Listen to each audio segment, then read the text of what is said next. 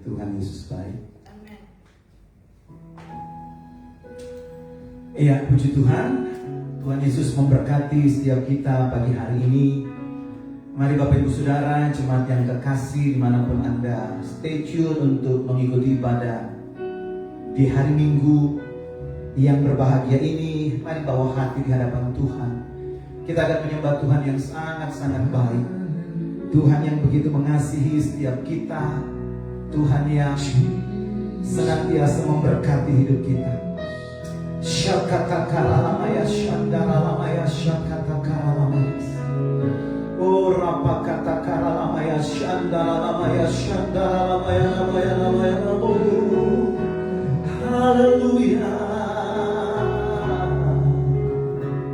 Haleluya.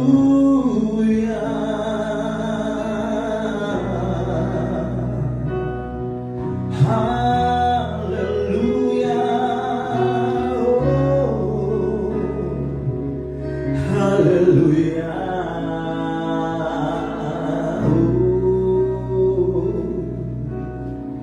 Terima kasih Tuhan, kami mengucap syukur untuk anugerah-Mu di minggu pagi ini. Terima kasih untuk segala kebaikan demi kebaikan yang senantiasa Bapa nyatakan dalam kami. Terima kasih untuk hari-hari yang sudah kami lalui. Terima kasih untuk sepanjang malam yang sudah kami lewati. Berkat-Mu atas kami sungguh kami alami Tuhan. Kami boleh bangun di pagi yang indah.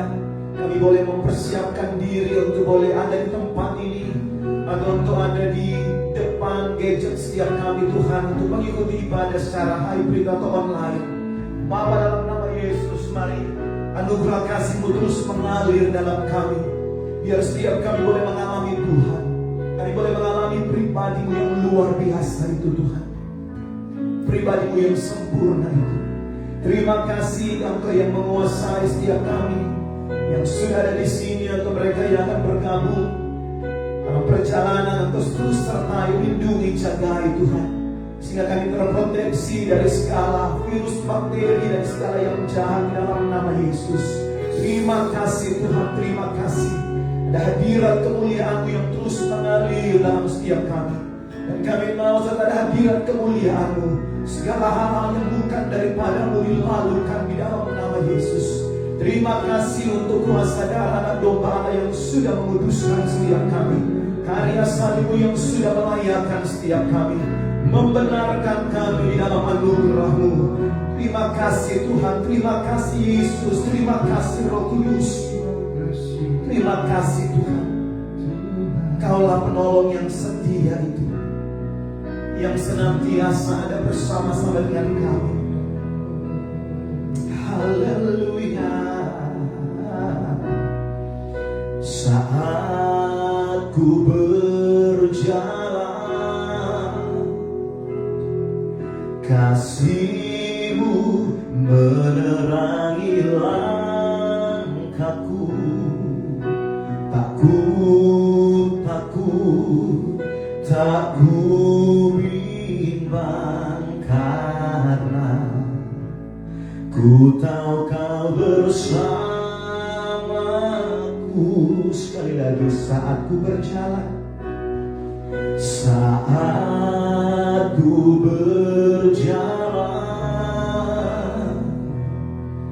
kasih-Mu menerangi langkahku. Takut, tak ku bimbang, karena ku tahu Kau bersamaku.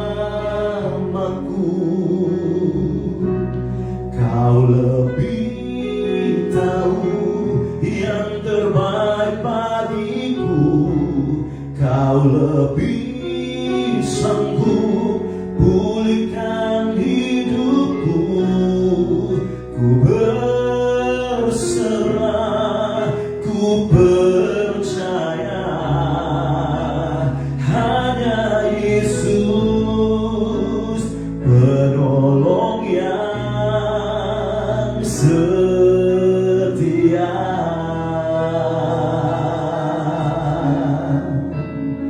Lagi katakan, saat berjalan, kasih-Mu menerangi langkahku. Takut, tak ku bimbang, karena ku tahu Kau bersamaku.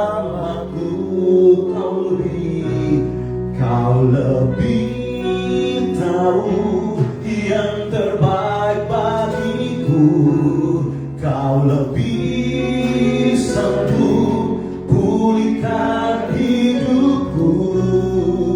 Ku berserah, ku percaya, hanya Yesus penolong yang setia. Dikatakan saat ku berjalan, amin, kasih-Mu menerangi langkahku. Tak ku bimbang, karena ku tahu Kau bersamaku. Kau lebih tahu yang terbaik bagiku. Kau lebih sanggup pulihkan hidupku. Ku berserah, ku percaya, hanya Yesus penolong yang setia. Kau lebih tahu, Kau lebih tahu yang terbaik bagiku. Kau lebih sanggup pulihkan hidup, bahkan sembuhkan setiap kami. Ku berserah, ku percaya, hanya Yesus penolong yang setia. Sekali lagi dari awal kita belajar lagu ini, katakan saat ku berjalan, kasih-Mu menerangi langkahku. Tak ku bimbang, karena ku tahu Kau bersamaku. Kau lebih tahu yang terbaik bagiku. Kau lebih sanggup pulihkan hidupku. Ku berserah, ku percaya, hanya Yesus penolong yang setia. Lagi Kau lebih tahu, Kau lebih tahu yang terbaik bagiku. Kau lebih sanggup pulihkan hidupku. Ku berserah, ku percaya, hanya Yesus penolong yang selagi katakan Kau lebih tahu. Oh, Kau lebih tahu yang terbaik bagiku. Kau lebih sanggup pulihkan hidupku. Ku berserah,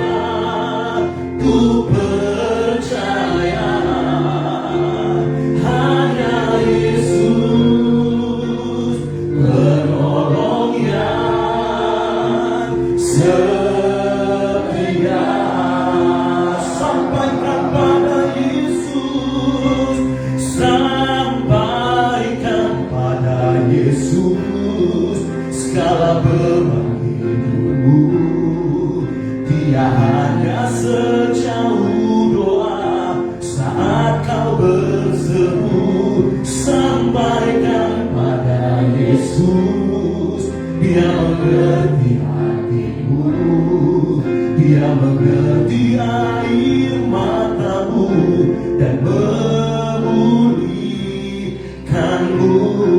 Lagi sampaikan, oh, sampaikan pada Yesus segala beban hidupmu. Dia hanya sejauh doa, sejauh doa. Saat kau berseru, sampaikan pada Yesus. Dia mengerti hatimu, amin. Dia mengerti air matamu dan memulihkanmu. Oh, sampaikan pada Yesus segala beban hidupmu. Yesus hanya sejauh doa. Saat kau berseru, sampaikan pada Yesus. Dia mengerti hatimu, Dia mengerti air matamu dan memulihkan.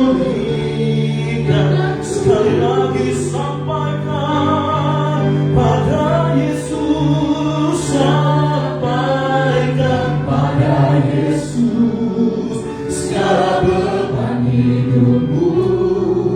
Dia hanya sejauh doa. Saat kau berseru, sampaikan pada Yesus. Dia mengerti hatimu, Dia mengerti air matamu dan memulihkanmu. Sekali lagi sampaikan, oh, sampaikan pada Yesus segala beban hidupmu. Dia hanya sejauh doa. Saat kau berseru, sampaikan pada Yesus. Dia mengerti hatimu, Dia mengerti air matamu dan memulihkanmu. Dia mengerti, Dia mengerti air matamu dan memulihkanmu. Dia mengerti, Dia mengerti air matamu dan memulihkanmu.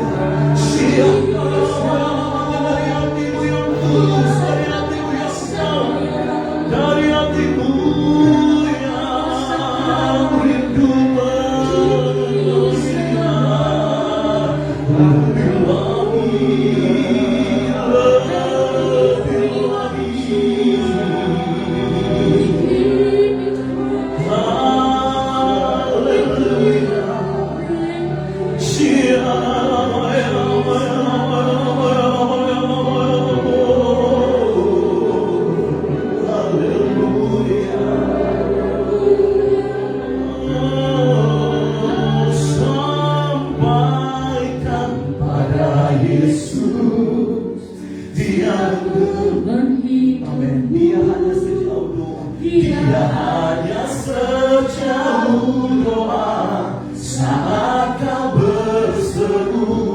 Sampaikan pada Yesus, Dia mengerti hatimu. Dia mengerti air matamu dan memulihkanmu. Lagi sampaikan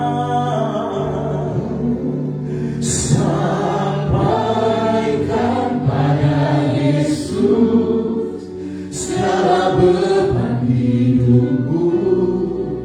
Dia hanya sejauh doa saat kau berseru. Sampaikan pada Yesus, Dia mengerti hatimu. Dia mengerti air matamu dan memulihkan. Sekali lagi sampaikan, sampaikan pada Yesus segala beban hidupmu. Dia hanya sejauh doa saat kau berseru.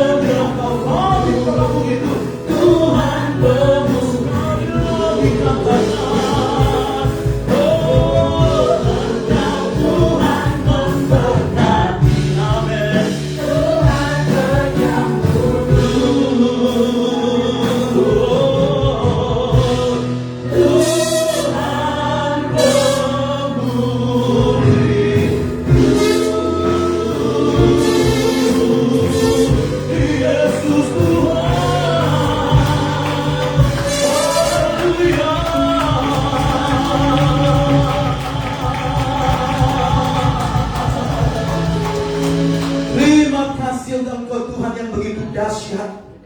Engkau satu-satunya yang kami andalkan dalam segala perkara dan keadaan, karena Engkau Tuhan atas segalanya. Amen. Kami mengucap syukur Tuhan, kami akan naikkan syukur kami di hadapan-Mu siang hari ini, karena kebaikan-Mu, kasih-Mu yang begitu besar, kasih-Mu yang lebih kuat daripada dosa-dosa kami. Terima kasih Tuhan, kami bersuka cita dalam berkat nama Tuhan Yesus Kristus. Haleluya.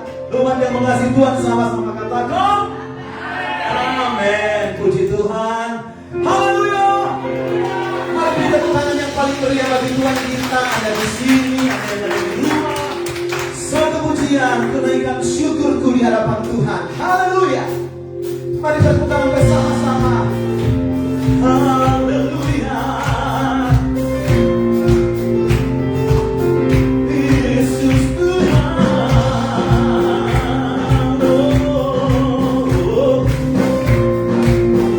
Katakan kasihan, kasih yang begitu besar, lebih kuat dari dosa, kasih yang menemukanku, selamatkan dan pulihkanku, ku naikkan syukurku, ku tak akan berhenti memuji meninggikan namamu, selalu menari memuliakanmu, dibebaskan, dibangkitkan, hidup yang baru dan kini hanya untukku. Mari kita bersama-sama berkata, katakan kasihan, kasih yang begitu besar, lebih kuat dari dosa, kasih yang menemukanku,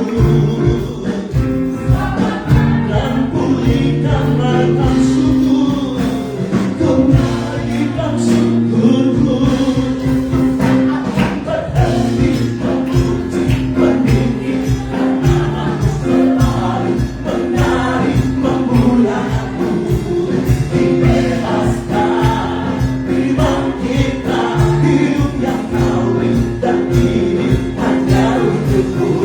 Haleluya. Sekali lagi bertepuk tangan bersama-sama saudaraku.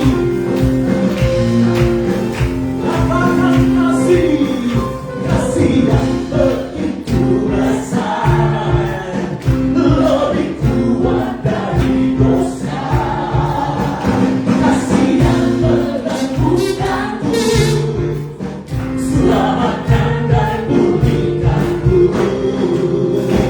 ku naikkan syukurku, ku tak akan berhenti memuji meninggikan namamu, selalu menari memuliakanmu, dibebaskan, dibangkitkan, hidup yang kawin dan kini ku tak berhenti memuji meninggikan namamu, selalu menari memuliakanmu, dibebaskan, dibangkitkan, hidup yang kawin dan kini bangkitkan, akan berhenti memuji meninggikan namamu, selalu menari memuliakanmu, dibebaskan, dibangkitkan, hidup yang kawin dan kini. Sekali lagi, akan berhenti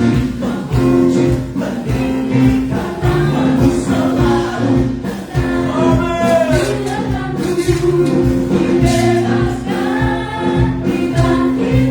hidup yang kawin dan kini hanya untukmu, hidup yang kawin dan kini hanya, sekali lagi, hidup yang kawin dan kini hanya untukmu. Amin.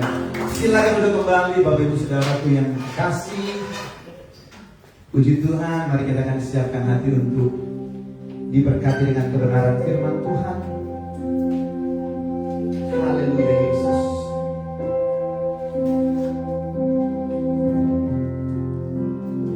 Terima kasih Tuhan. teduhkan hatimu di hadapan Tuhan.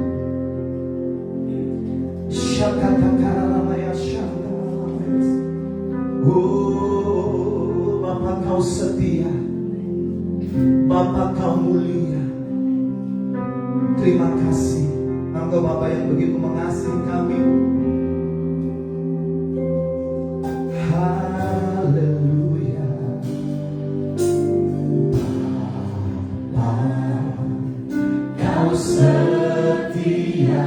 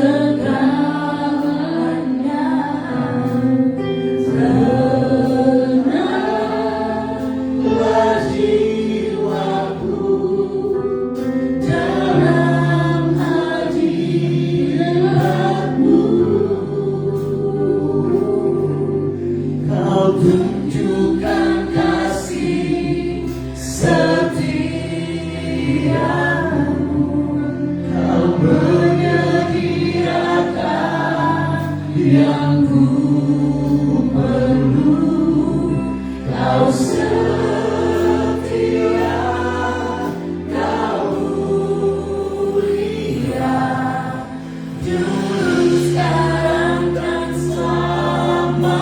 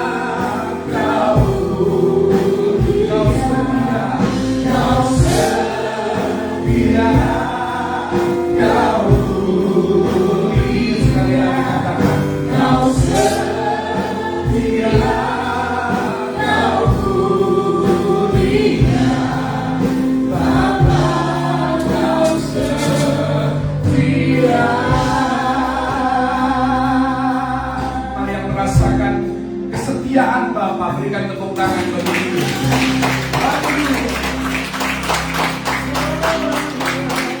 Kami bersyukur kepada-Mu Tuhan untuk kasih setia-Mu yang tidak pernah berkesudahan, belas kasihan-Mu yang selalu baru setiap pagi. Engkau luar biasa, Engkau dahsyat Tuhan dalam hidup kami. Terima kasih untuk hadirat-Mu bahkan saat ini. Saat kami memuji, menyembah Engkau, Engkau bertahta dan bersemayam di atas puji-pujian umat-Mu. Dan Engkau menjamah setiap kami, Engkau melawat setiap kami, dimanapun kami berada, dalam keadaan apapun. Tuhan, Engkau baik, Engkau setia Tuhan di dalam kehidupan kami. Dan kami memuji, memuja Engkau. Kami bersyukur dan kami bangga memiliki Allah seperti Engkau. Terima kasih Yesus. Terus Engkau lawat kami, terus Engkau bekerja di tengah-tengah kami. Roh Kudus mengalir sungai kehidupan yang tidak pernah kering itu, memulihkan, menyembuhkan, membangkitkan, mengurapi setiap kami. Terima kasih Tuhan. Bahkan saat firman-Mu disampaikan, biar firman ini tidak kembali dengan sia-sia, tetapi akan melaksanakan apa yang menjadi kehendak-Mu. Biar kami tidak mengizinkan firman itu hanya lewat begitu saja, tetapi biar firman itu menempel dalam kehidupan kami. Dan kami punya satu komitmen untuk menjadi pelaku-pelaku firman Tuhan. Dan kuasa-Mu dinyatakan melalui kebenaran firman-Mu. Berkati dan urapi setiap kami, baik yang mendengar maupun yang berbicara. Nama Tuhan dipermuliakan. Di dalam nama Tuhan Yesus Kristus. Haleluya.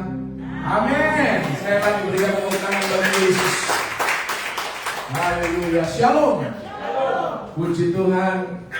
Sangat senang melihat Anda yang hadir secara fisik di sini. Juga Anda yang saya lihat secara virtual. Haleluya. Dimanapun Anda berada, Tuhan Yesus memberkati, Tuhan Yesus melindungi dan menyertai kita semua. Haleluya. Puji Tuhan. Terima kasih Yesus. Haleluya.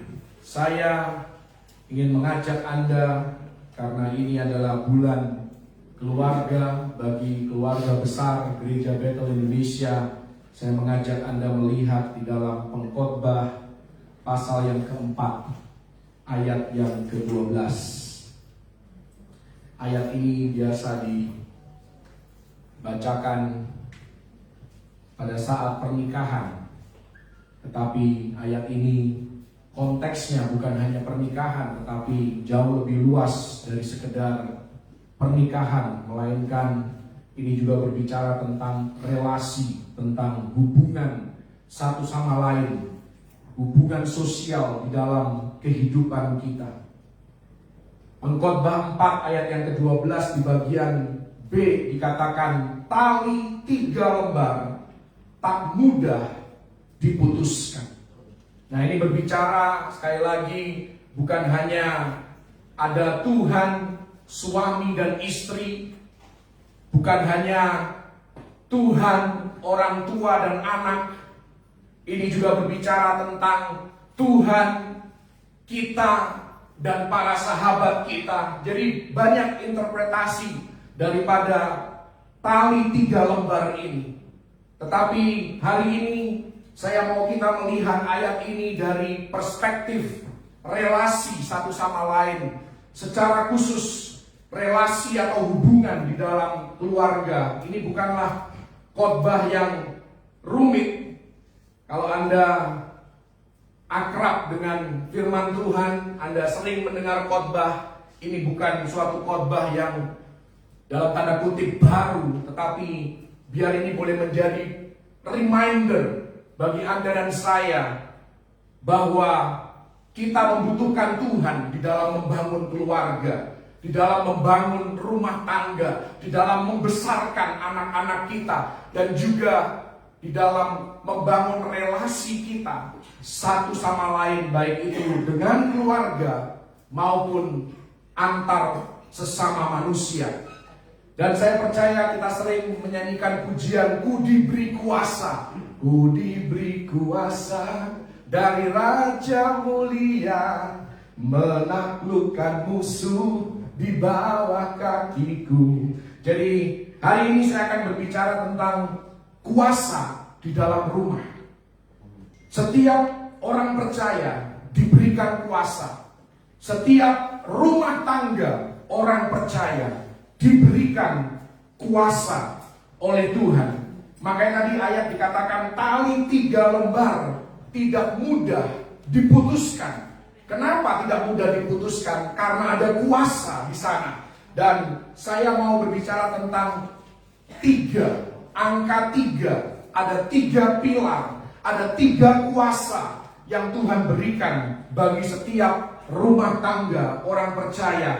Dan kuasa ini kalau kita manfaatkan, kalau kita terapkan di dalam kehidupan kita, maka kuasa ini dapat memperkuat relasi kita, baik dalam keluarga, dalam persahabatan, maupun di dalam hubungan bisnis kita sekalipun.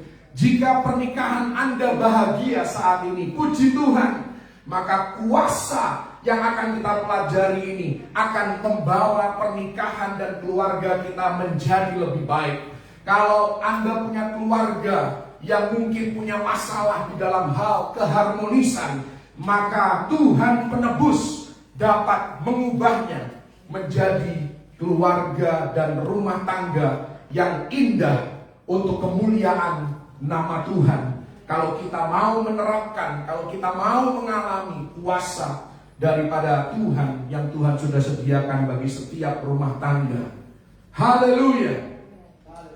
Biar kuasa ini boleh menjadi perantara bagi kasih karunia Tuhan bekerja di dalam kehidupan kita. Yang pertama adalah kuasa perkataan.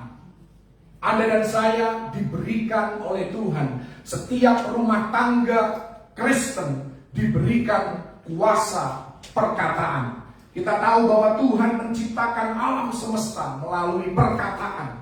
Karena itu Anda dan saya yang diciptakan serupa dan segambar dengan Allah, kita pun diciptakan dengan kuasa untuk menciptakan melalui perkataan. Bahkan kalau kita amati, kita perhatikan di dalam kehidupan kita, dalam hal relasi, di dalam hal membangun hubungan dengan sesama manusia, sedikit banyak hubungan yang kita miliki itu berkaitan erat dengan perkataan yang kita ucapkan.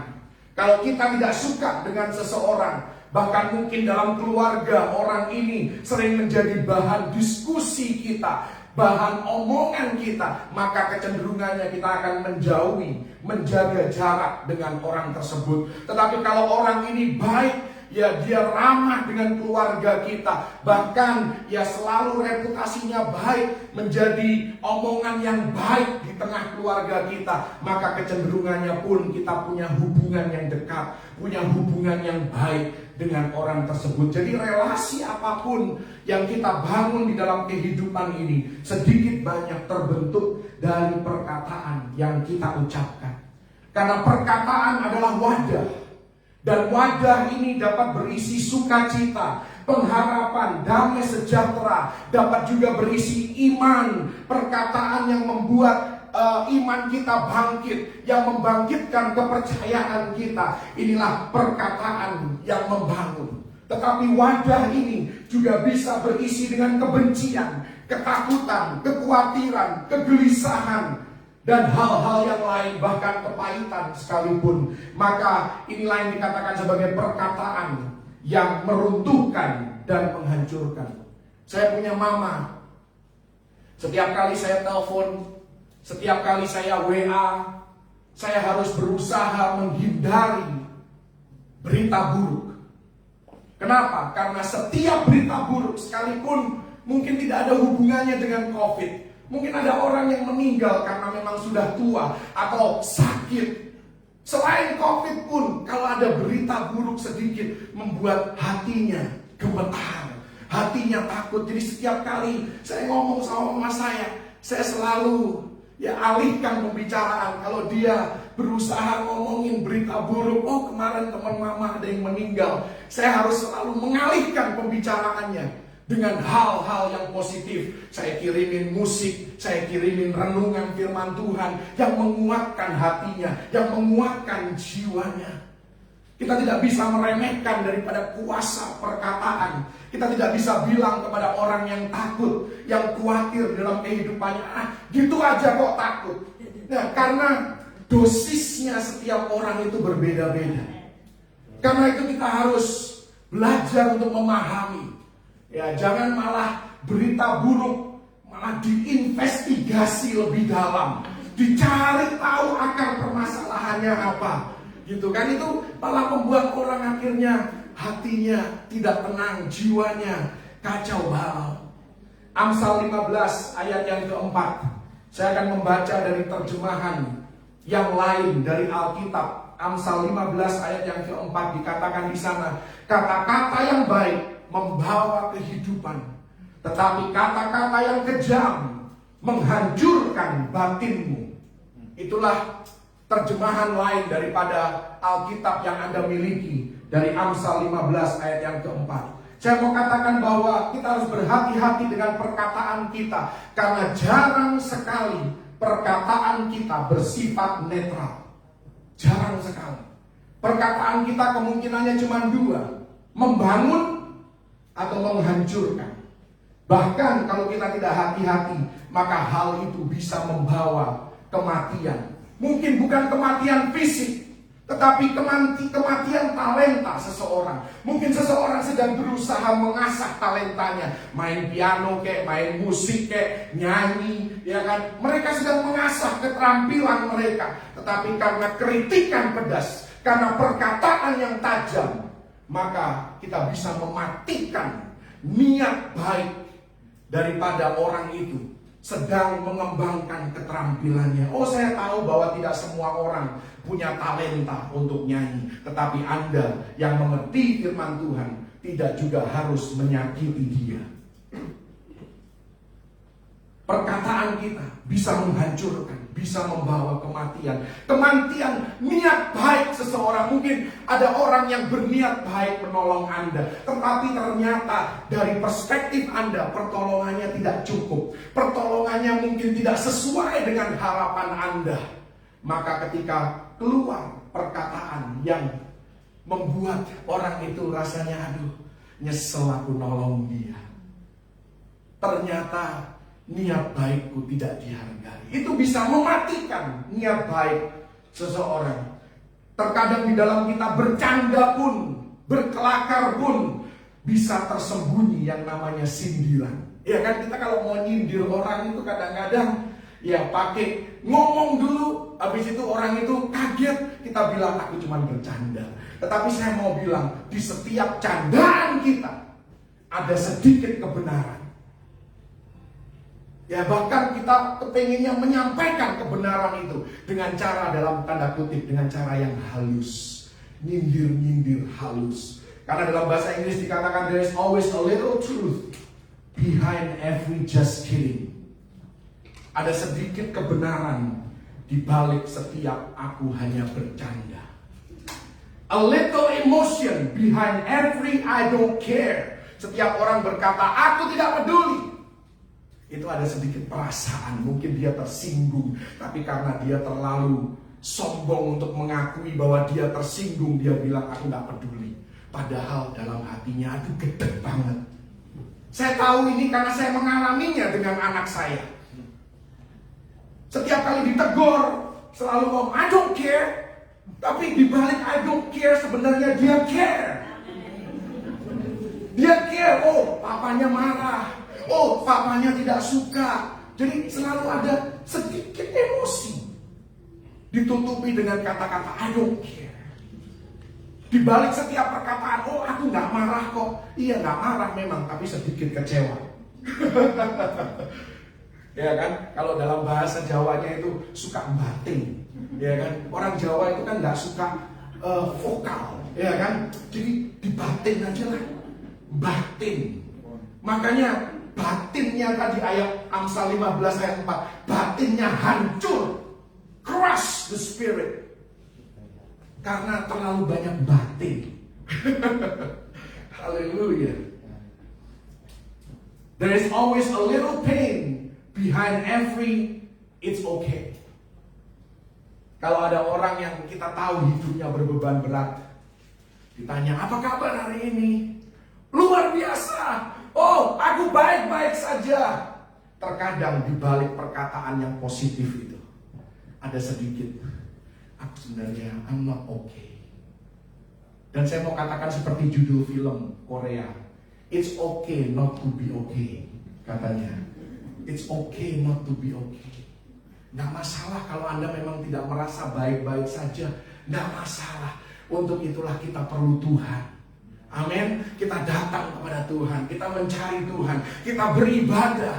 Karena kita tahu ada kuasa di dalam ibadah itu. Haleluya. Kita tahu ayat yang berkata Amsal 18 ayat 21. Hidup dan mati dikuasai lidah. Siapa suka menggemakannya akan memakan buahnya. Dikatakan di ayat yang Yesaya 57 ayat 19. Ini terjemahan lainnya daripada Amsal 18 ayat 21 tadi. Yesaya 57 ayat 19 dalam versi bahasa Inggris itu sangat jelas dikatakan bahwa Tuhan sendiri berfirman, I create the fruit of your lips. Akulah yang menciptakan, membuat jadi apa yang engkau ucapkan dari bibir mulutmu. I create. Tuhan bilang, I create. Jadi Tuhan cuma nurut sama kita. Kita ngomong apa ya sudah, itu yang Tuhan buat dalam kehidupan kita. Kalau kita tahu kuasa perkataan kita, kita akan benar-benar menjaga apa yang keluar dari bibir mulut kita. Saya mau katakan dalam konteks keluarga anak-anak kita, bukan hanya anak-anak, suami, istri, orang tua, mereka semua memerlukan yang namanya peneguhan yang positif. Karena itu kita sebagai orang tua harus belajar, sebagai manusia harus belajar untuk tidak selalu menggunakan ancaman. Ya kan, kita suka ngancam nih anak, kalau kamu gak lakukan ini, kamu berarti begini, begitu, dan lain sebagainya. Lakukan dengan cara yang positif, dengan meneguhkan mereka secara positif. Bahkan saya mau katakan teguran pun harus secara hati-hati diperkatakan. Saya sangat-sangat berusaha untuk conscious, sadar ketika saya menegur anak-anak saya. Saya tahu mungkin mereka tidak sempurna, mereka membuat kesalahan, dan saya harus berhati-hati ketika menegur mereka. Jangan sampai mereka merasa bahwa perbuatan mereka dengan status mereka sebagai anak Tuhan itu berkaitan. Status kita sebagai anak Tuhan itu tidak ada hubungannya dengan perbuatan kita. Memang perbuatan dosa itu mendukakan Roh Kudus. Tetapi ketika anak-anak kita berbuat kesalahan, satu hal yang sebagai contoh peneguhan yang positif, kita bisa bilang sama mereka, enak, kamu ini anak Tuhan. Kamu ini anak Tuhan Yesus.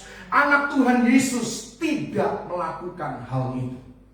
Jadi ada peneguhannya lebih dahulu. Meneguhkan mereka bahwa mereka adalah anak Yesus.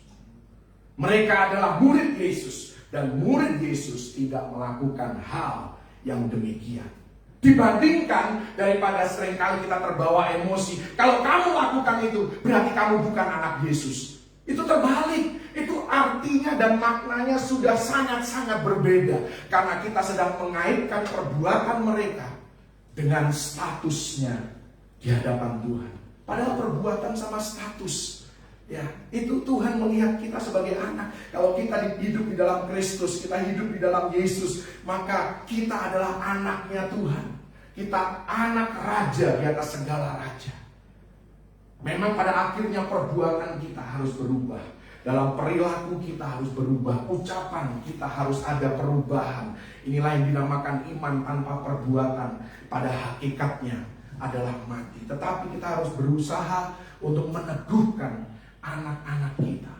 Kamu memang anak yang baik, tetapi dalam hal ini kamu melakukan hal yang salah.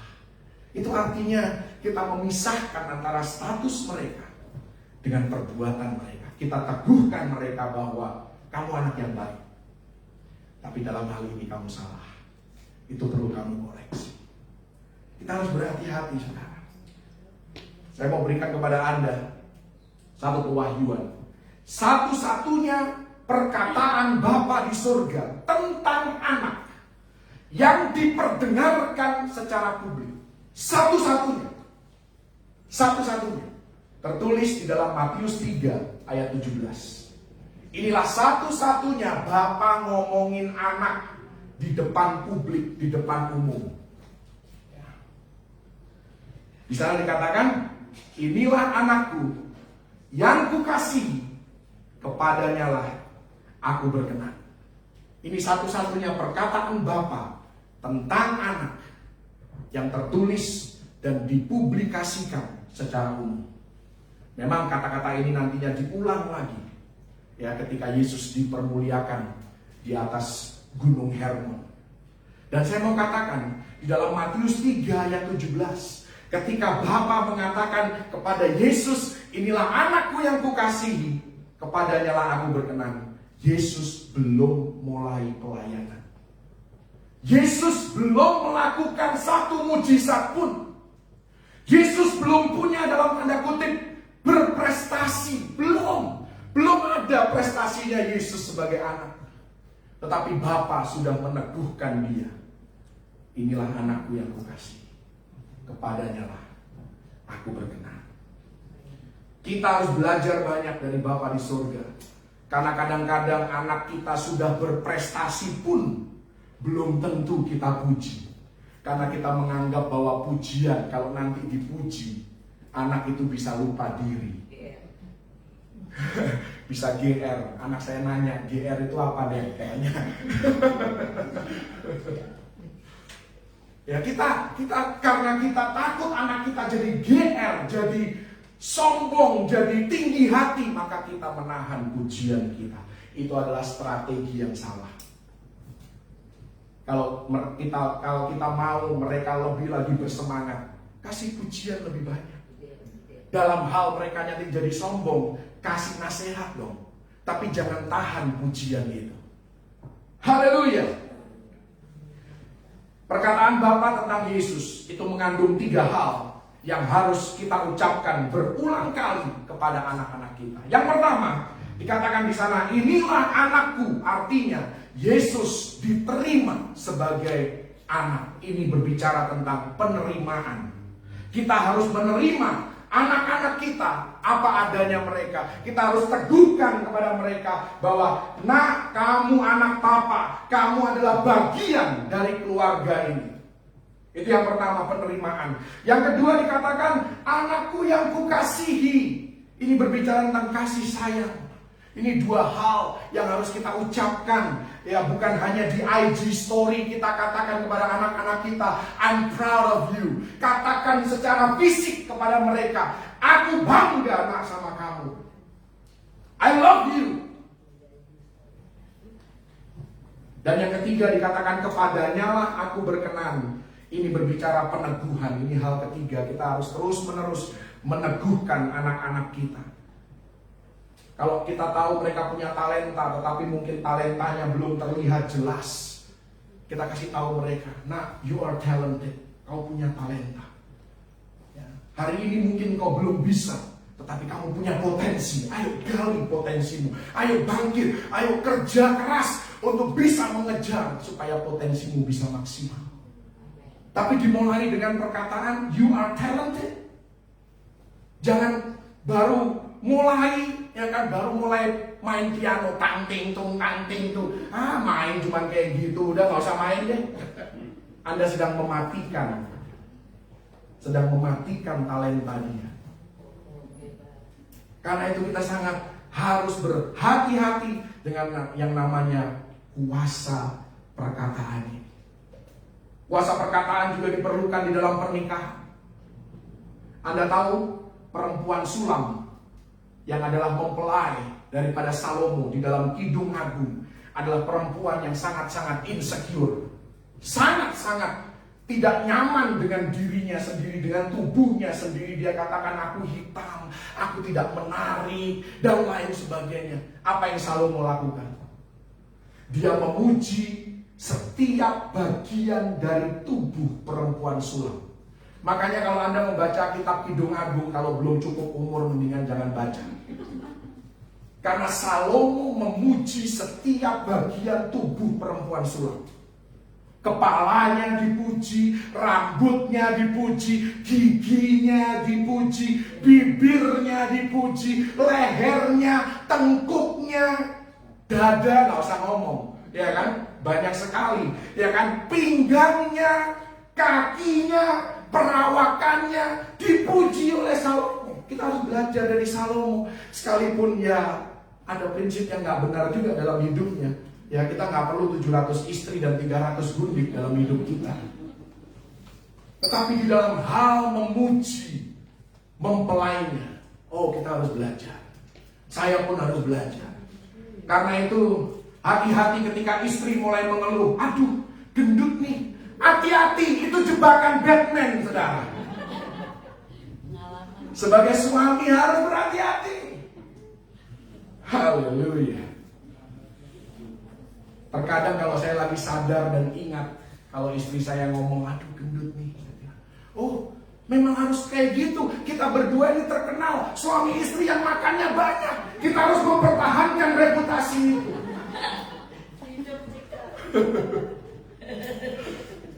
Kalau kita kurus, orang bingung kenapa kurus banget, gitu kan? Haleluya. Kita harus belajar seperti dikatakan dalam Efesus 5 ayat 26. Kalau kita berkata-kata positif tentang istri, tentang suami, tentang anak-anak kita, maka ini seperti Kristus sedang memandikan kita, gerejanya, dengan air dan firman. Itu kita sedang memandikan istri kita dengan air dan firman ketika kita memuji dia, ketika kita menerima dia apa adanya, ketika kita berusaha menenangkan dia atas insecurity di dalam kehidupannya. Amsal 12 ayat yang ke-8 dikatakan ada orang yang lancang mulutnya seperti tikaman pedang, tetapi lidah orang bijak mendatangkan kesembuhan. Kita semua tahu perkataan dapat melukai, bahkan sampai menimbulkan kepahitan. Karena itu saya mau katakan, think twice before you speak once. Berpikirlah 2 kali sebelum engkau berkata-kata sekali saja. Paku memang bisa dicabut dari tembok, tetapi lubang itu tidak akan pernah bisa hilang. Bekas lubang paku itu Anda bisa cat luarnya, tetapi tetap bagian dinding itu ada lukanya. Karena itu harus berhati-hati, waspada, supaya kita jangan terlalu kritis terhadap hal-hal yang tidak esensi. Saya belajar dari kehidupan pernikahan saya. Saya orangnya rapi, istri saya bukan saya bilang dia tidak rapi, dia tidak peduli. Yang penting dia tahu barangnya ada di mana. Kalau dia cari, dia bisa langsung ke sana. Saya belajar. Awal pernikahan saya, wah tegang terus saudara. Saya bersih orangnya, rapi. Saya kepengen semuanya terorganisir dengan baik. Istri saya beda sekali. Saya harus belajar menyesuaikan diri.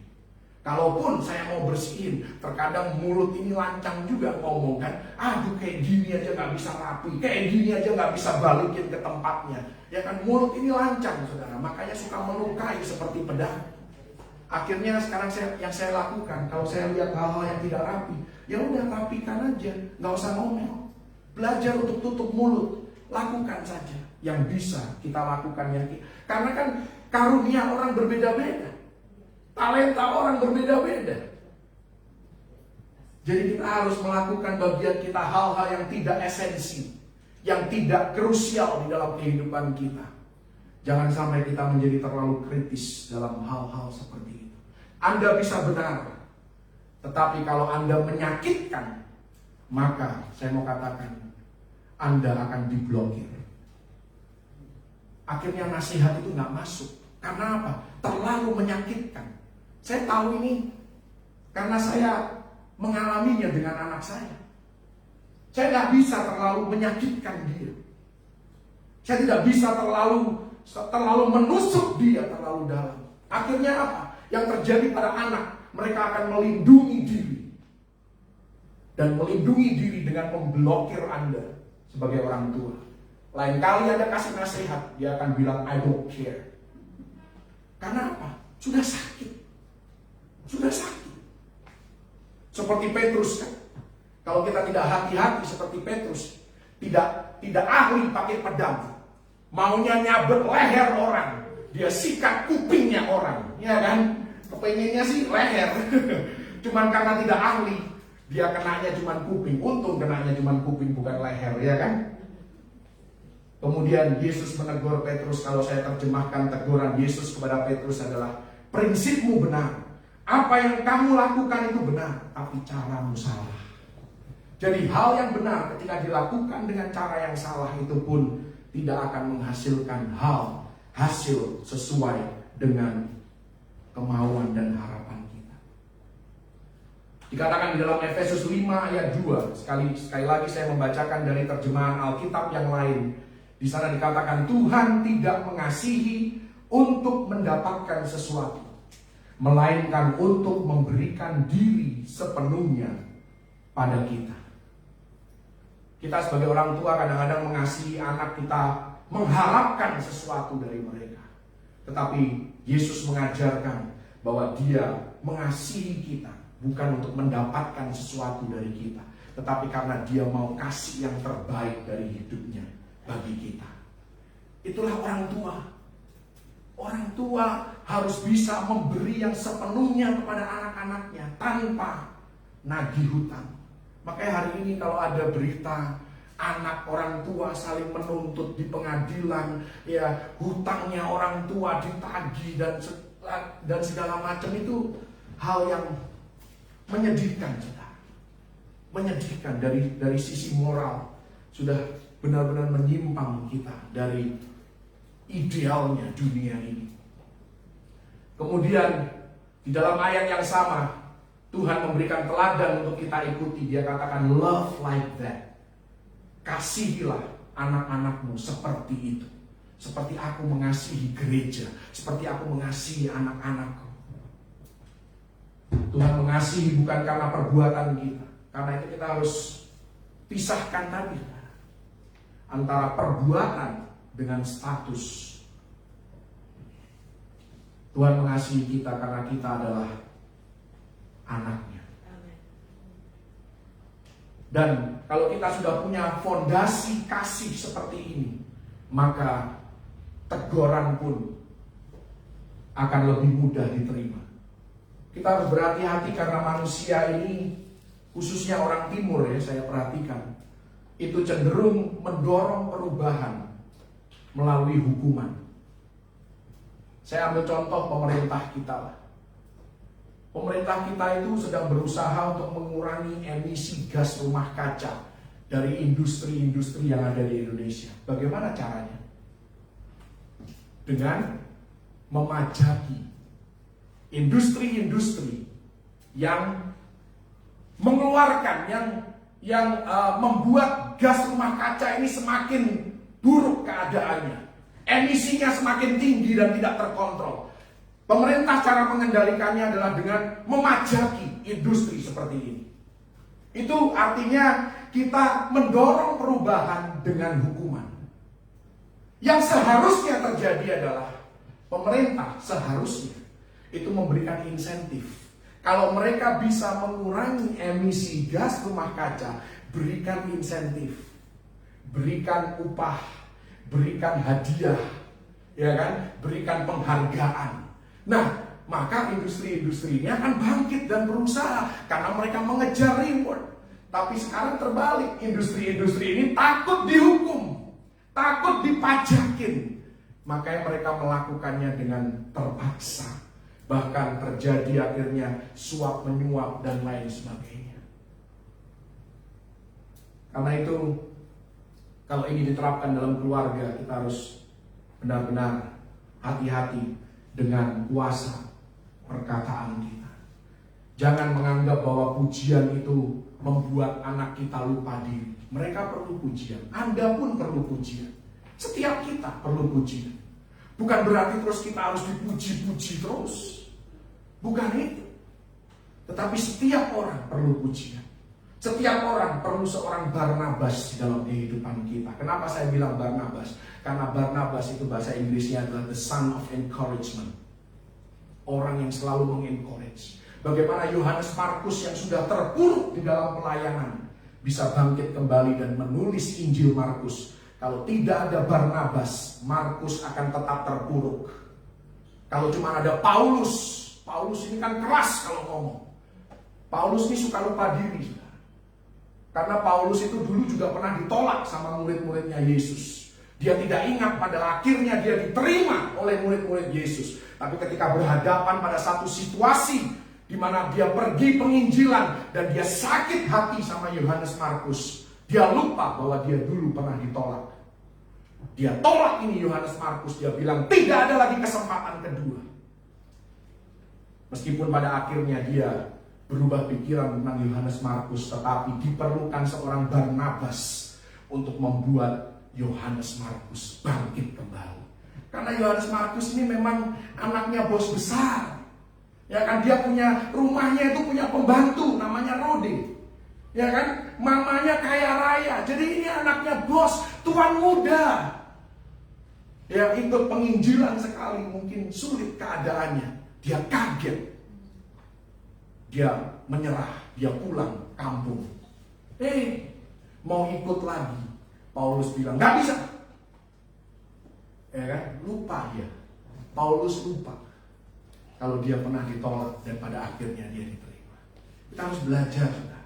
Kita harus belajar di dalam berurusan dengan keluarga kita, apalagi keluarga. Mereka bukan musuh kita. Mereka adalah orang-orang yang harus kita kasihi, orang-orang yang harus kita kuatkan, orang-orang yang harus kita semangati. Jangan diam ketika kita melihat hal yang bagus. Perkatakan sesuatu yang positif. Haleluya.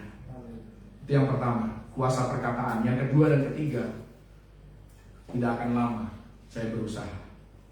Yang kedua adalah kuasa teladan. Ini kuasa yang diberikan di setiap rumah tangga orang percaya. Kuasa teladan. Kita bisa saja menyia-nyiakan dampak perkataan yang baik dengan teladan yang buruk. Kita bisa menasehati anak.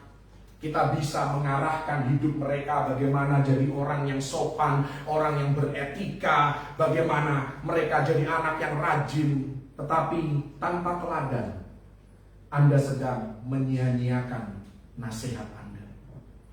Ada perkataan di dalam bahasa Inggris dikatakan demikian. Perbuatanmu bersuara sangat lantang sehingga aku tidak bisa mendengar perkataanmu. Perbuatan kita, perilaku kita, kebiasaan kita yang dilihat oleh anak-anak kita itu jauh lebih lantang suaranya ketimbang perkataan nasihat kita. Dalam bahasa Inggris juga dikatakan action speaks louder than words. Dan kita kenal dengan istilah NATO, no action, talk only, omdo, omong doang. Ya kan? Semua karena seringkali perilaku kita meredam suara perkataan kita.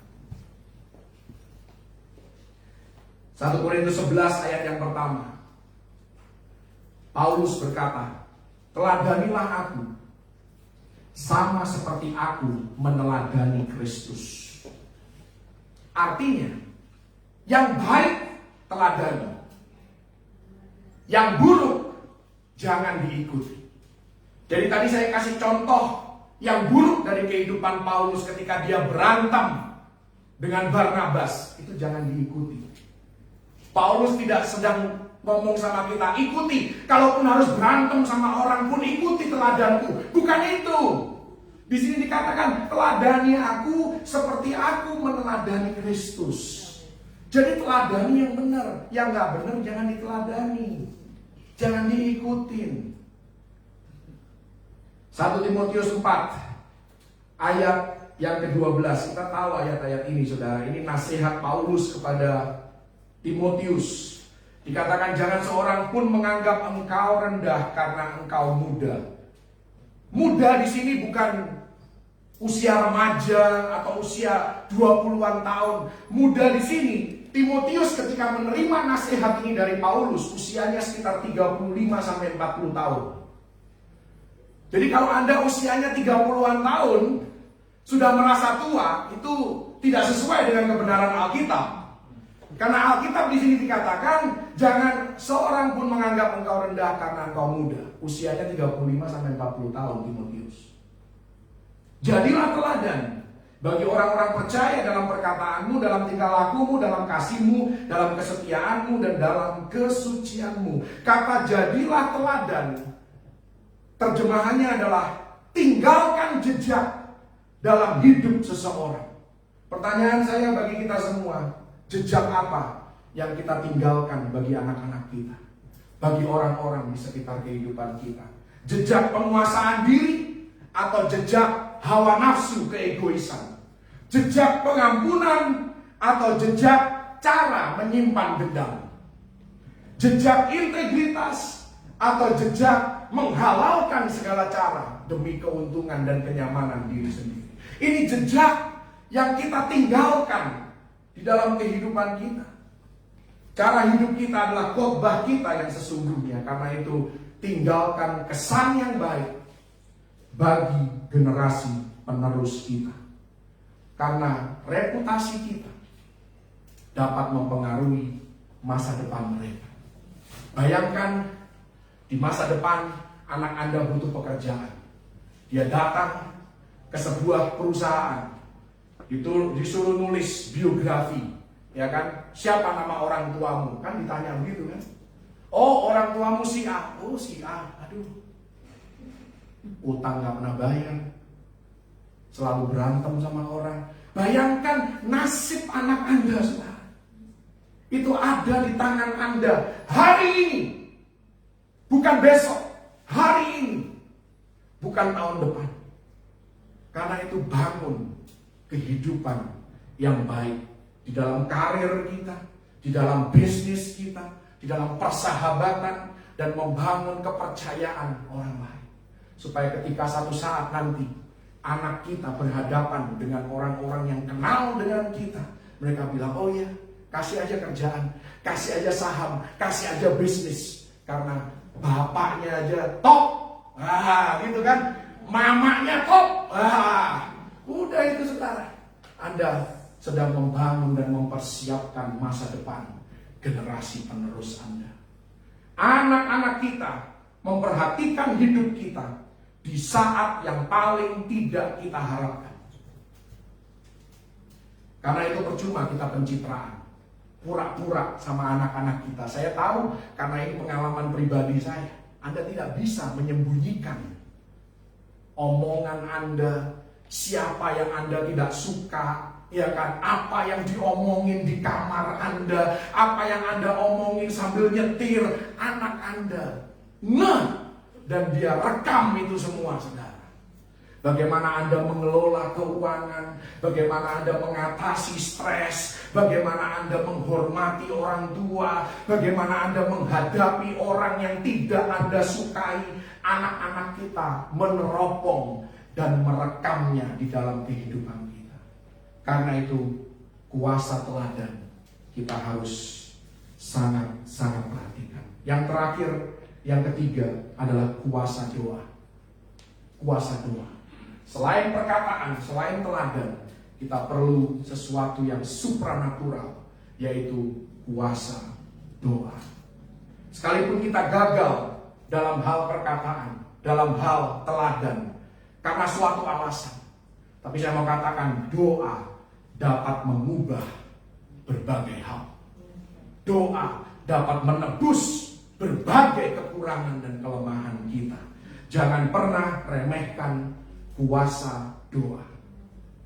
Anda yang adalah pendoa, jangan juga berpikir, oh karena aku pendoa, ya udahlah, nggak perlu berkata-kata yang baik, nggak perlu kasih teladan yang baik. Bukan itu maksudnya.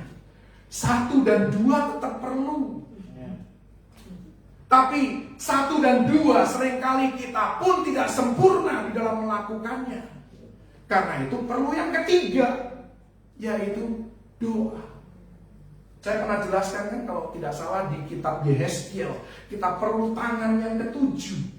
Tangan yang ketujuh di dalam membangun rumah tangga. Itu kita bisa lakukan dengan 6 tangan, 6 telapak tangan. Itu berbicara tentang usahanya manusia. Tetapi Yehezkiel mendapat firman Tuhan dikatakan, tambahkan 1 telapak tangan lagi, yaitu telapak tangan yang ketujuh. Inilah kuasa doa. Kita perlu hal yang supranatural untuk bisa membangun rumah tangga yang sesuai dengan kehendak Tuhan. Kita ada di sini karena seseorang berdoa bagi kita. Dan melalui doa, Tuhan sanggup menebus segala kekurangan kita. Karena itu mari dengarkan apa yang pemazmur katakan di dalam Mazmur 116 ayat yang kedua. Dikatakan di sana, sebab Tuhan menyendengkan telinganya kepadaku, maka seumur hidupku aku akan berdoa, berseru kepadanya. Tuhan selalu menyendengkan telinganya, menanti-nantikan doa kita, permintaan kita, permohonan kita. Manfaatkan itu semaksimal mungkin. Dikatakan dalam Yeremia 1 ayat 12 bahwa Tuhan bertindak ketika kita berdoa sesuai dengan kehendaknya. Haleluya. Nehemia 4 ayat 14.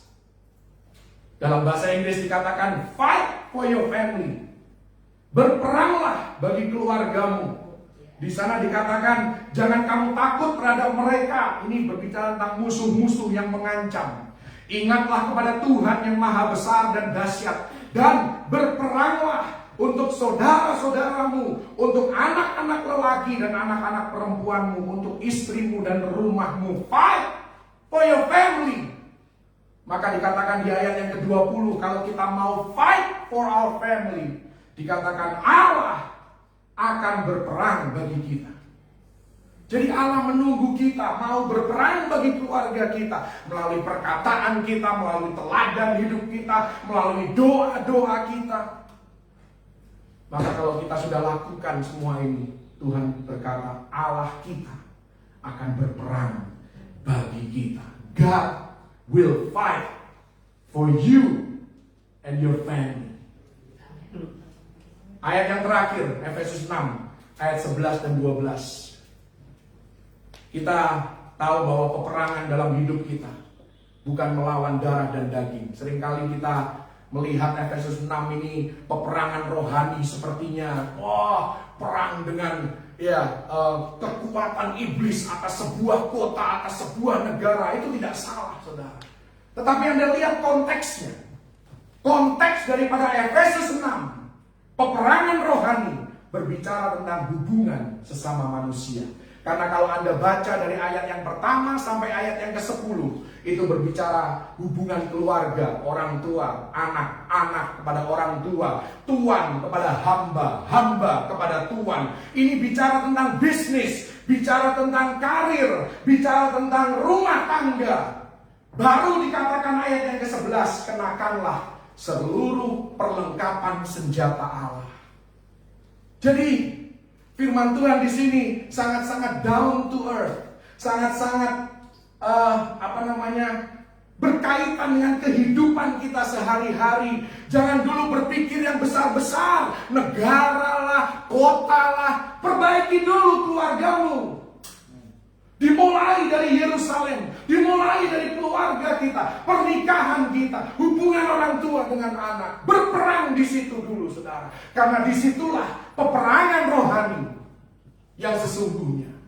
Oh, tidak ada salahnya Anda berdoa syafaat bagi bangsa, kota, bagi pemimpin. Memang Alkitab katakan kita harus melakukan semua itu. Tetapi jangan lupakan rumah Anda. Lihat konteksnya, saudara. Konteksnya adalah relasi, keluarga dan bisnis. Maka Efesus 6 ayat 18. Ini nasihat bagi Anda dan saya. Saya akan baca dari terjemahan The Message Bible. Di sana dikatakan doa sangat penting dalam peperangan ini. Berdoalah sungguh-sungguh bagi saudara dan saudarimu. Biarlah matamu tetap terbuka. Semangatilah satu sama lain. Supaya tidak seorang pun ketinggalan atau drop out. Itu terjemahannya. Anda bisa membacanya nanti di rumah. Dan membandingkannya dengan terjemahan yang Anda punya. Tapi doa menjadi sangat penting. Kuasa perkataan, kuasa teladan, dan kuasa doa. Inilah 3 kuasa yang diberikan oleh Tuhan atas setiap rumah tangga orang percaya dalam kehidupan kita. Haleluya. Tuhan Yesus memberkati. Thank you, Jesus.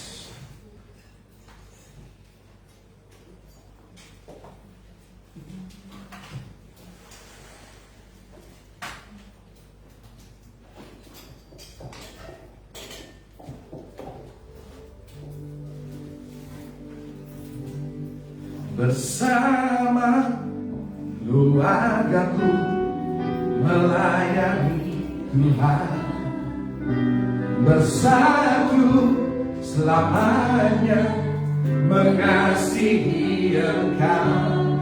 Tiada yang dapat melebihi kasih-Mu ya Tuhan.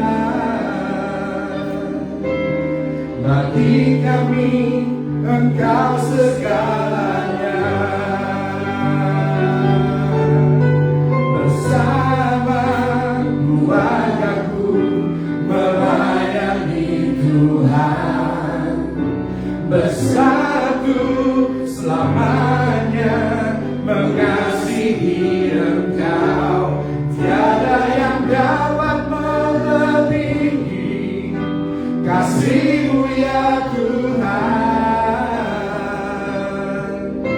Bagi kami Engkau segalanya. Kami datang di hadirat-Mu. Kami datang di hadirat-Mu. Dalam satu kasih, dalam satu kasih, dengan bersehati, berjanji setia sampai akhir, mengasihi-Mu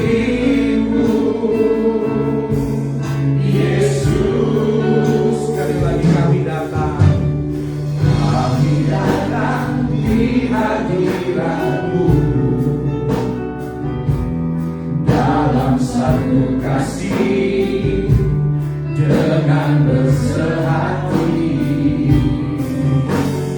berjanji setia sampai akhir, mengasihi-Mu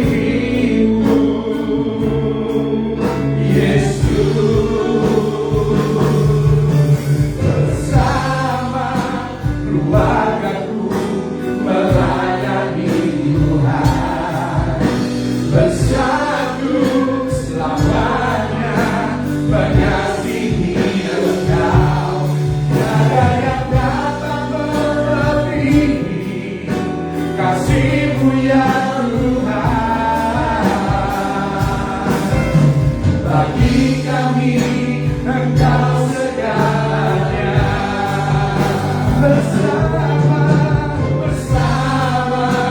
keluargaku melayani Tuhan, bersatu selamanya mengasihi Engkau. Tiada yang dapat melebihi kasih-Mu ya Tuhan.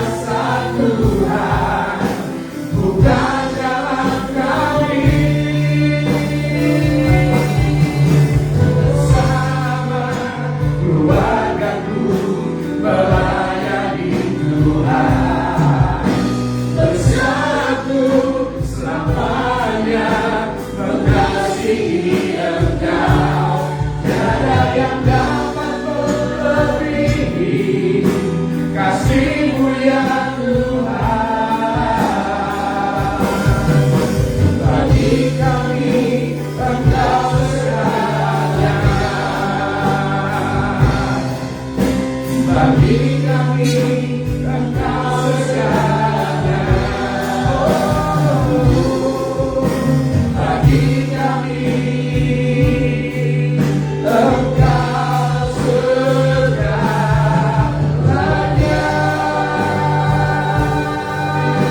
Mari sembah Dia. Oh Jesus, pulihkan setiap keluarga, pulihkan setiap hati, setiap jiwa, pulihkan Roh Kudus, sembuhkan setiap keluarga, sembuhkan kami, pulihkan kami.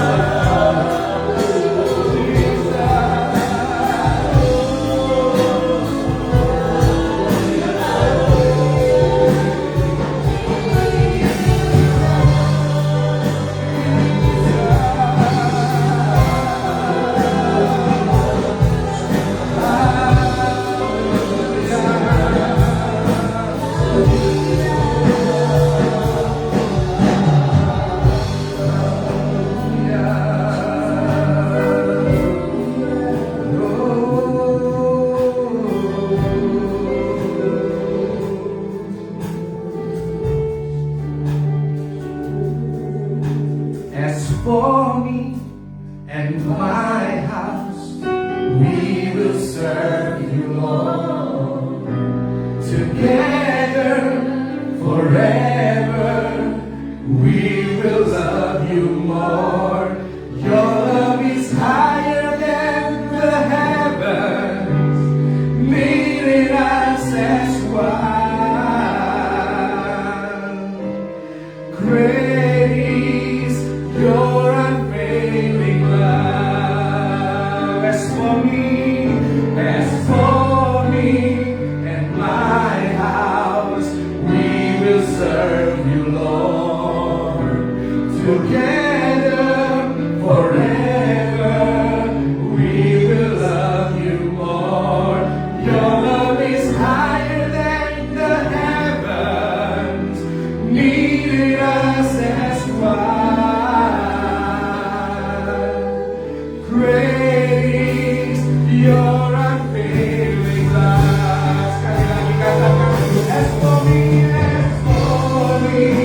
and my house, we will serve you, Lord, together forever. We will love you more. Your love is higher than the heavens, needed us as one. Great is your unfailing love. Great is your unfailing love. Great is your unfailing love.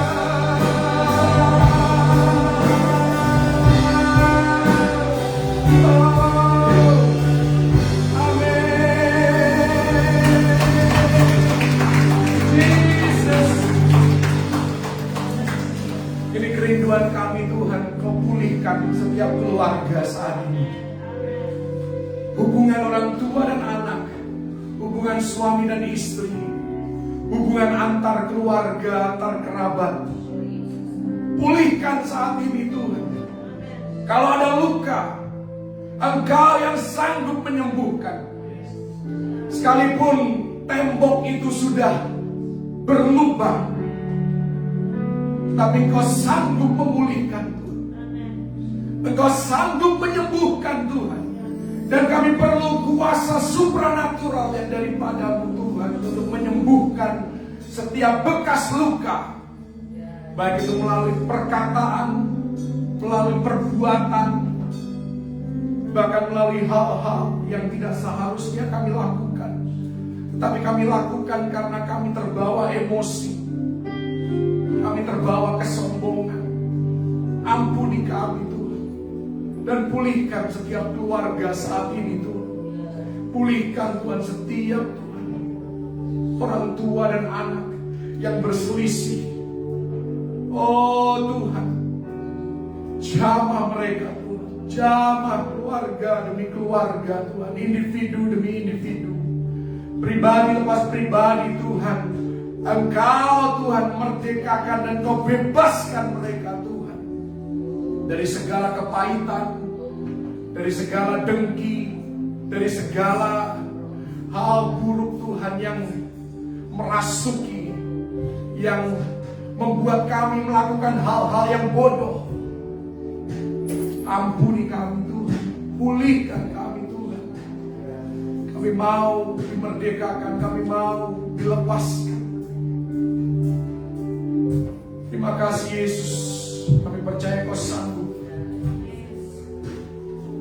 Kasih karunia-Mu lebih daripada cukup. Dan tidak ada kata terlambat bagi pemulihan setiap keluarga. Biar Tuhan kami mengalami kuasa di dalam rumah, di dalam keluarga itu Tuhan. Terus Tuhan, Kau berkarya dalam hidup kami. Sempurnakan, oh Tuhan, perkataan kami, teladan kami, bahkan kehidupan doa kami pun kami tidak lalai. Kami boleh terus mengandalkan Engkau, karena kami tidak bisa berbuat apa-apa tanpa Engkau. Kami perlu Engkau lebih lagi, keluarga kami perlu Engkau lebih lagi, anak-anak kami perlu Engkau lebih lagi Tuhan. Kami menyerahkan masa depan mereka semua dalam tangan kekuatan-Mu Tuhan. Biar mereka semua mengalami Tuhan cinta mula-mula itu Tuhan. Mereka mengalami api Roh Kudus yang membakar roh mereka Tuhan, untuk mengasihi Engkau, untuk cinta pada firman-Mu. Dan mereka mau melayani Engkau lebih lagi Tuhan. Bahkan mereka merindukan apa yang orang tua mereka sudah punya, yang sudah alami Tuhan. Mereka merindukan yang lebih daripada-Mu Tuhan. Jamah setiap keluarga saat ini Tuhan. Kalau ada keretakan, ketidakharmonisan, Engkau yang pulihkan, Engkau yang sembuhkan saat ini Tuhan. Terima kasih Yesus, terima kasih Roh Kudus. Kalau ada hubungan orang tua dan anak yang tidak harmonis, oh Tuhan, pulihkan, pulihkan saat ini Tuhan. Suami dan istri Kau pulihkan Tuhan. Kembali saling mengasihi, kembali Tuhan berkomunikasi dengan lebih baik lagi. Oh Jesus, mengalir kuasa Roh Kudus di setiap rumah tangga, di setiap kehidupan anak-anaknya. Thank you Jesus. Meteraikan firman-Mu, sempurnakan firman-Mu, biar kami semakin mengerti, kami semakin memahami kehendak-Mu, dan kami sanggup melakukan firman-Mu dalam kehidupan kami. Terima kasih Yesus untuk ibadah ini dari awal, pertengahan hingga sampai saat ini Tuhan. Kami mengucap syukur untuk hadirat-Mu, untuk lawatan-Mu. Terima kasih untuk jamahan-Mu Tuhan. Terima kasih untuk anak-anak-Mu yang hadir Tuhan secara fisik, yang mengikuti secara online. Terus Tuhan, Engkau sertai mereka, Engkau berkati mereka. Oh Tuhan, apa yang menjadi kerinduan hati mereka, Engkau yang menjadikannya kenyataan saat mereka bergembira karena Tuhan. Engkau yang membukakan jalan dan merintis jalan itu Tuhan bagi mereka. Berkati dalam segala pekerjaan tangan mereka, pelayanan, usaha, rumah tangga mereka semua diberkati. Tidak ada satupun yang terlewatkan Tuhan. Mereka semua mengalami kasih karunia, perkenanan Tuhan dan manusia atas kehidupan kami. Terima kasih Tuhan Yesus. Terima kasih Tuhan. Tuhan, kami juga memberkati mereka yang dengan setia memberi kepadamu Tuhan untuk pekerjaan Tuhan. Apa yang mereka tabur, mereka akan tuai sesuai dengan janji firman-Mu. Kau tidak pernah mengecewakan mereka. Engkau memenuhi segala keperluan mereka menurut kekayaan dan kemuliaan-Mu dalam Kristus Yesus. Tuhan, mereka yang dengan setia dan dengan penuh ketaatan mengembalikan apa yang menjadi milik Tuhan, persembahan persepuluhan ke dalam rumah perbendaharaan supaya tersedia makanan di sana. Bukakan tingkap langit atas kepala mereka. Curahkan berkat-Mu yang berkelimpahan sampai penuh ribaan mereka. Tidak ada tempat untuk menampung. Mereka harus keluar dan menjadi berkat bagi orang lain, bagi orang-orang yang membutuhkan di sekitar kehidupan mereka. Nama Tuhan dipermuliakan. Engkau sendiri Tuhan yang akan menghardik dan menghalau belalang pelahap, belalang pengerit, belalang lompatan, dan belalang pindahan di dalam nama Tuhan Yesus Kristus. Tidak dapat mengganggu taburan mereka di tanah yang baik, akan menghasilkan tuaian yang berlipat kali ganda. Nama Tuhan ditinggikan dan diagungkan. Terima kasih Tuhan, terima kasih. Kau memberkati juga di dalam setiap ibadah Tuhan yang dilakukan dari hari ke sehari, dari minggu ke minggu yang akan datang. Tuhan, Engkau yang melawat, Engkau yang mengurapi, Engkau yang memberkati Tuhan. Oh Tuhan, kami mengucap syukur untuk ibadah sekolah minggu pagi tadi. Oh, untuk siang nanti ibadah remaja, dan nanti malam ibadah minggu malam. Engkau melawat, Engkau berkarya dan bekerja di tengah-tengah ibadah kami Tuhan. Terima kasih Yesus. Terima kasih Roh Kudus untuk penyertaan-Mu di dalam ibadah kami. Terus Engkau perluas dampak pengaruh daripada gereja lokal di tempat ini. Semakin banyak jiwa terdampak secara positif melalui pelayanan di tempat ini. Nama Tuhan dipermuliakan. Terima kasih Tuhan, kami menyerahkan seluruh keberadaan hidup kami hari ini dan hari-hari yang akan datang dalam tangan kekuatan dan kasih Tuhan. Biar Engkau yang menjaga, melindungi kami, menjauhkan kami dari segala mara bahaya, celaka maupun maut.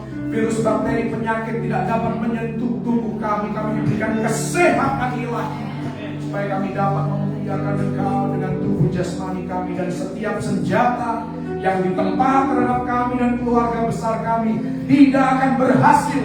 Di dalam nama Tuhan Yesus Kristus, penyertaan perlindungan-Mu sempurna atas hidup kami. Kami mengucap syukur Tuhan, terima kasih.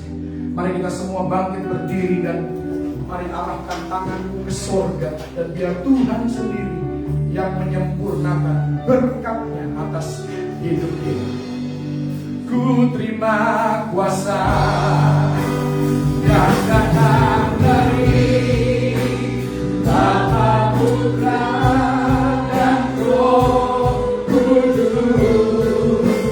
Apapun yang ku sentuh, ku kerjakan dibuatnya berhasil.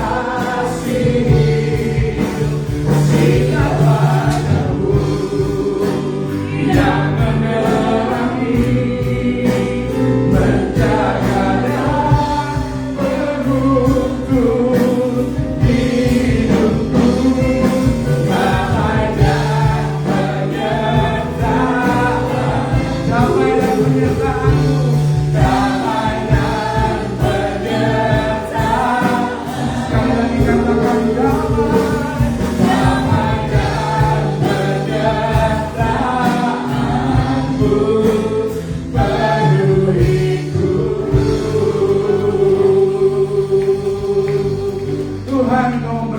Dan melindungi umat-Mu. Kau menyinari umat-Mu dengan wajah-Mu dan memberikan kasih karunia-Mu.